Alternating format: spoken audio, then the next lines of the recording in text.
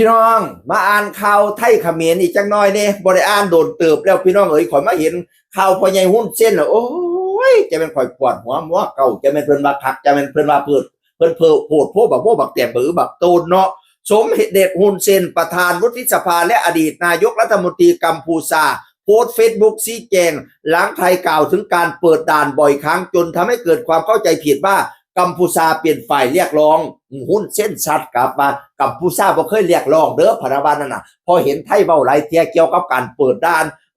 บัดที่ในคนเข้าใจผิดว่ากัมพูชาไปขอร้องให้เปิดบ่กัมพูชาบ่ได้เข้าบ่ได้ไปขอร้องให้เปิดเด้อขอบอกตามตรงพะนะว่านั่นน่ะขอบอกอีกว่าถึงไทยจะปิดด่านไป100 ปีถึง500 ปีกับเป็นเรื่องของไทยเพราะกุนเกอยู่กับไทยพะนะว่านั่นน่ะการปิดด่านนี่มองนี่นั่นน่ะไทยก็เป็นผู้ปิดผู้เดียว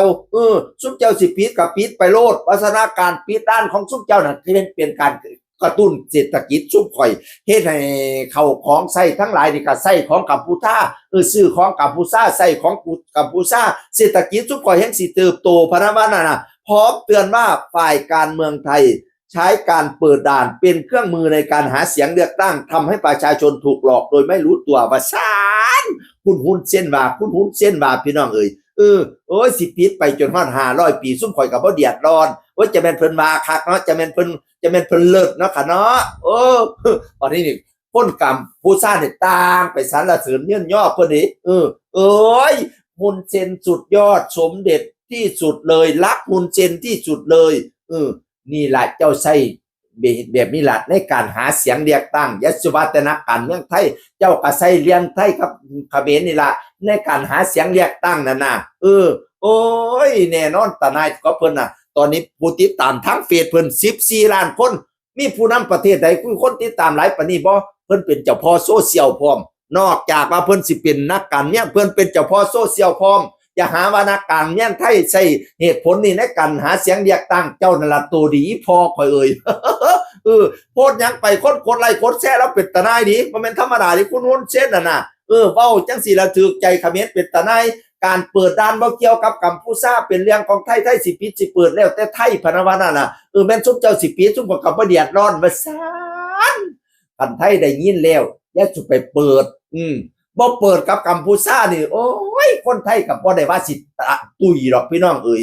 แห่งสิเจริญรุ่งเรืองเลี้ยงเหลี่ยมไปนาการไปเปิดด้านกับมันน่ะเฮ็ดให้เกิดข้อปัญหาคอนเซ็นเตอร์เฮ็ดให้เปิดปัญหาโอ้ยทำไมหลายอย่างโดยเฉพาะคอลเซ็นเตอร์นี่เนาะปัญหาอีหยังก็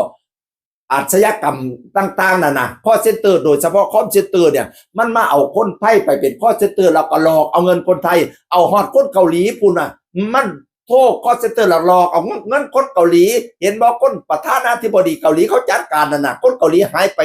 ในกัมพูชาน่ะประธานาธิบดีจัดการจนมาได้พ่อต้องมา70-80 คนผุดตัวอันคนไทยนี่ก็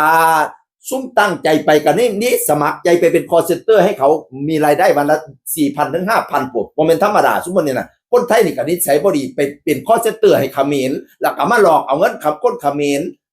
อย่าสุดไปเปิดด้านการเปิดด้านในรายเฮ็ดให้คอเซ็นเตอร์มันมาตัวเอาเงินคนไทยอยู่นี่นะจัดการมาโลดบ่ต้องไปอ่อนซ้อนนั้นภาษาเขมรซื่อๆเว้ามาแล้วก็ศูนย์มาเฮ้ยจะเป็นว่าตัวคักปิดไปเลยไม่ต้องไปสนใจมันพุ่นล่ะแม่บ่ได้ขายของกับเขมรก็ใส่ว่าสิตายตัวเช่นคือคนเก่าเว้าสู่ฟังสวัสดีครับ